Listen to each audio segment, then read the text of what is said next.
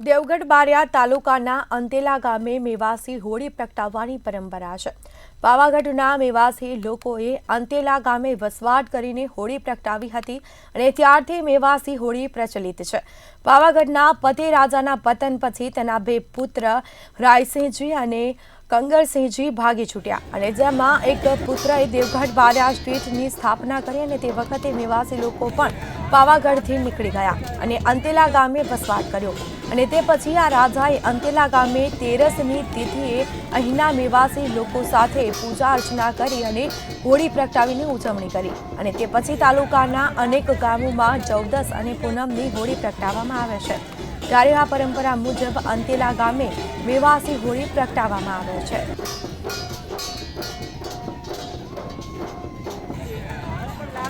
અંતેલા ગામમાં હવે અમારા વર્ષો જૂના વડવાઓ આવી અને અંતેલા ગામે બેસ્યા હતા અને તેઓને મેવાસી તરીકે ઓળખાયા અને મેવાસી તરીકે અમારા ગામની અંતેલા ગામની સૌથી પહેલા હોળી અમારી પહેલી પડે છે અને બધા નગરજનો અને ગ્રામજનો બધા ભેગા મળી અને આખું ગામ ભેગું થઈ અને ઢોલને નાચગાન કરી અને પછી હોળી પ્રગટાવવામાં આવે છે। અમારા વડાઓ પાવાગઢથી પેલા પતાયરા છે ચઢાઈ કરી એટલે બધા ત્યાંથી ભાગી અને આજુબાજુના ગામડામાં આવતા અહીંયા લીમખેડા અને બારિયાની અંતમાં આવીને અહીંયા અંતેલામાં વસ્યા અને ત્યારથી અમારા વડાઓ તેરસની હોળી બાળતા હતા એટલે એ પરંપરા અત્યાર સુધી ચાલતી આવે છે અને આજે બી અમે એ પરંપરાને દેવગઢ બારિયા તાલુકાના અંતેલા ગામની જે હોળી છે એ મેવાસી હોળી તરીકે પ્રચલિત છે। અહીંયા જે રાજા રજવાડાના સ્ટેટ વખતે આ હોળી અહીંયા મનાવવામાં આવે છે। હોળી પર્વ જે છે તેરસની હોળી મનાવવામાં છે। દેવગઢ બારિયા તાલુકામાં સૌથી પહેલા હોળી અહીંયા અંતેલા ગામમાં મનાવવામાં છે। તો અહીંયા જે 7 ફળિયાનું જે આ ગામ આવેલું છે 12,000 જેટલી વસ્તી અહીંયા આવેલી છે। વસ્તીની અંદર આખા ગામની અંદર એક જ હોળી પ્રગટાવવામાં આવે છે। કહેવાય છે કે જે હોળી અન્ય ગામની જેટલા પણ જે ફળિયા આવેલા છે એમાં કોઈ હોળી પ્રગટાવવામાં આવતી નથી અને જે હોળી જે છે અહીંયા સૌ પ્રથમ અહીંયા હોળી પ્રગટાવવામાં આવે છે।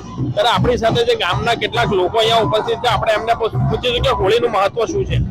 આ હોળી પ્રગટાવવાનું મહત્વ શું છે તેરસની હોળી? અરે તેરસને પાવાગઢથી આવેલા અને મેવાસી છે એટલે પહેલી તેરસની હોળી પાડવામાં આવે છે।